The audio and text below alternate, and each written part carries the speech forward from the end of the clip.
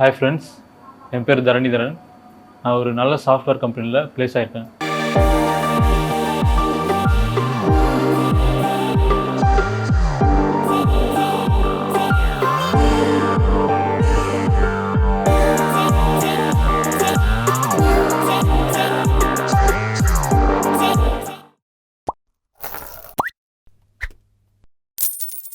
Hi, நான் உங்களோட Venkat from InfoTech KaaShiv. ரொம்ப சந்தோஷமாக இருக்கேன். 2015 டிப்ளமாவில் இசிஇ முடித்த ஒரு பையன் இன்றைக்கி மிகப்பெரிய கம்பெனி, மிகப்பெரிய யூஎஸ் பேஸ் எம்என்சி கம்பெனியில் வந்து சர்வர் அட்மினிஸ்ட்ரேட்டராகவும் நெட்வொர்க் இன்ஜினியரும் பிளேஸ் ஆகிருக்காங்க சொன்னால் நம்ப முடியுதாங்க.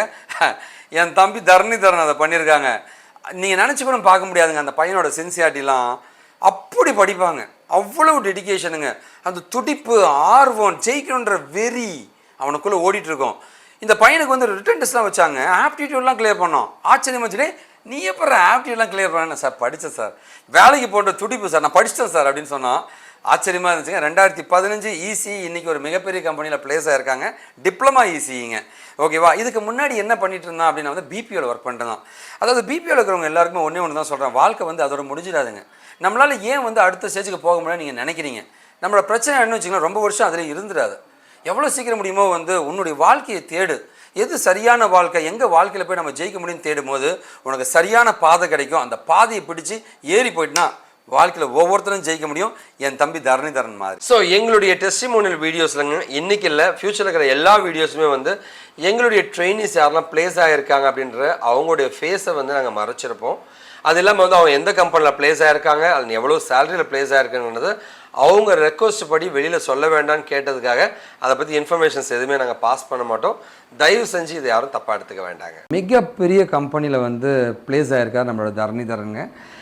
தரணிதரனை பற்றி நான் ஸ்பெஷலாக சொல்லணும் அப்படின்னா வந்து ரொம்ப ரொம்ப அமைதியான டைப்புங்க, ஃபோக்கஸ்டுங்க. நம்ம இதுதான் பண்ண போகிறோன்னு அவன் ஒரு முடிவு எடுத்து அவன் பண்ணுவான்.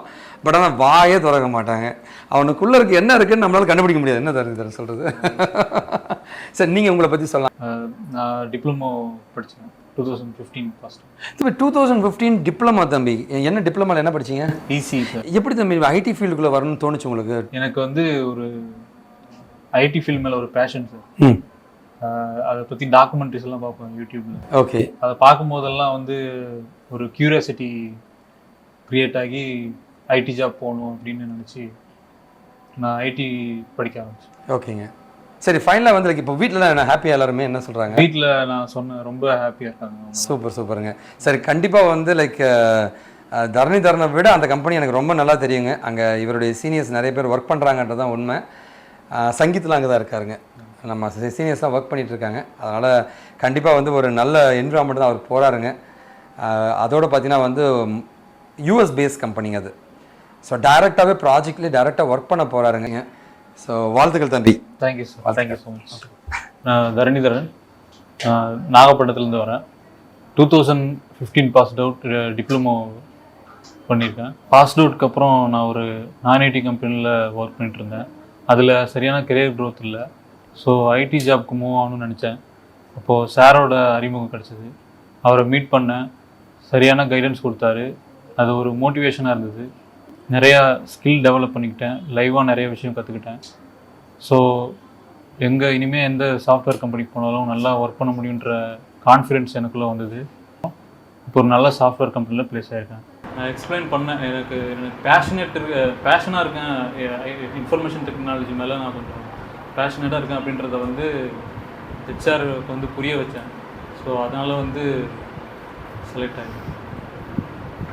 So please give me a